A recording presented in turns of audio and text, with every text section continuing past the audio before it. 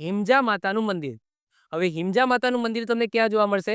તો હિમજા માતાનું મંદિર તમને જોવા મળશે પાટણની અંદર. કેવું છે? તો આવું મંદિર છે અને એ મંદિરની અંદર આવી સરસ મજાની માતાજીની મંદિર પ્રતિમા તમને જોવા મળશે. એ છે હિમજા માતા. વાત કરીએ આપણે હિમજા માતાની, તો હિમજા માતાનું મંદિર પાટણ જિલ્લાના રાધનપુર તાલુકાના દેવગામમાં આવેલું છે. જેને દેવગામમાં આવેલું મંદિર દેવગામ મંદિર પણ કહેવામાં આવે છે. દંતકથા અનુસાર હિમજા, આ હિમજાનો મતલબ થાય છે હિમાલયની પુત્રી. શું થાય છે?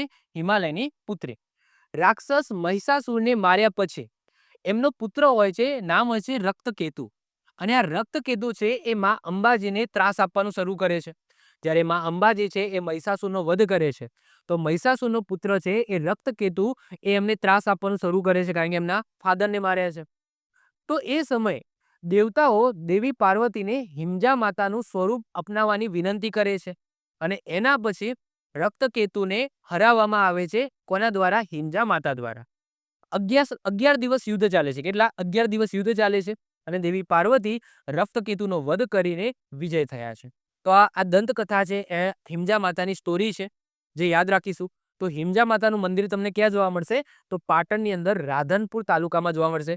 હિમજાનો મતલબ થાય છે હિમાલયની પુત્રી. અને હિમાલયની પુત્રી આ હિમજા માતા છે, એમને કેમ સ્વરૂપ ધારણ કર્યું?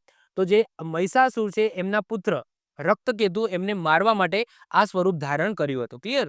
તો આવું મંદિર ક્યાં જોવા મળશે? તમને પાટણમાં જોવા મળશે. આવી જ રીતના ઓછા સમયની અંદર મહત્વપૂર્ણ નોલેજ મેળવવા માટે અને મને સપોર્ટ કરવા માટે આજે જ આપણી યુટ્યુબ ચેનલ ટીચિંગ કિશન ક્લિપને સબસ્ક્રાઇબ કરો.